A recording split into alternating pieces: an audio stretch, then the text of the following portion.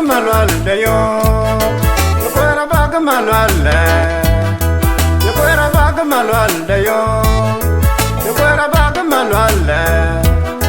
Yakwera baga malwal Yakwera baga malwal Yakwera baga malwal Yameram Yakwera baga malwal Yakwera baga malwal Yakwera baga malwal Yameram Yameram malwal Yameram Yameram malwal Yameram Daga na te nyanti unale Daga na te yagwe unale Daga na te nyanti unale Nyan unale nyanti unale Unale nyanti unale Long de gapyonni Nyan unale wedi gapyonni Unale nyanti unale Long de gapyo Nyan unale wedi gapyonni Wala wala madye wal magak Wala madyen magang wal der kajoga yoga dungabo kajoga yoga dungabda mes kajoga yoga dungabo kajoga yoga dungabda yakwera baga malwal dayo yakwera baga malwal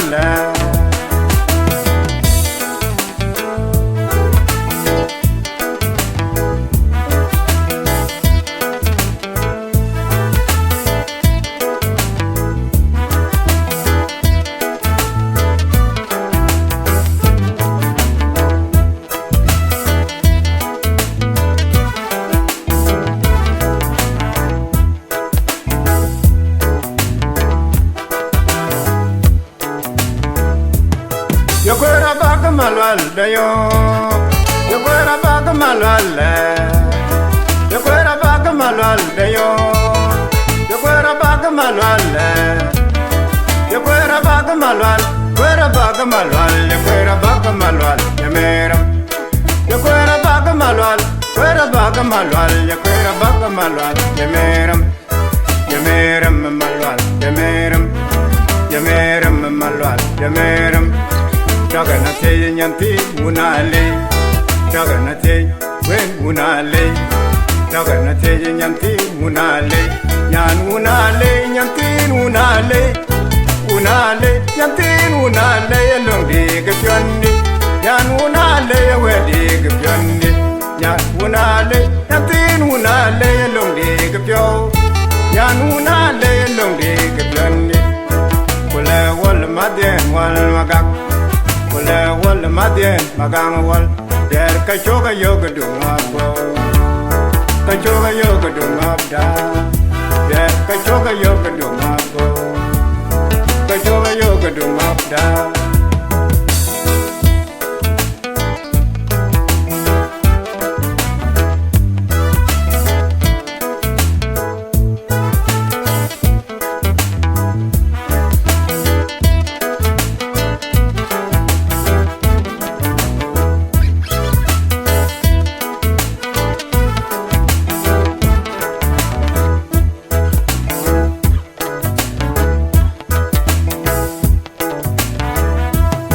Yakwera baga malwal dayo Yakwera baga malwal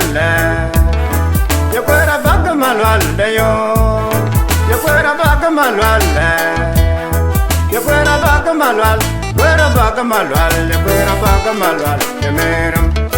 Yakwera baga malwal Yakwera baga malwal Yakwera baga malwal Yameram Yameram malwal Yameram Yameram malwal Yameram Daga na te nyanti unale Daga na te yagwe unale Nyan unale nyanti unale Unale nyanti unale Long di gapyo Nyan unale wedi gapyonni Nyan unale tin unale Long di gapyo Nyan unale long di gapyonni Wala madyen wal magak Wala madyen magang wal Der kachoga yoga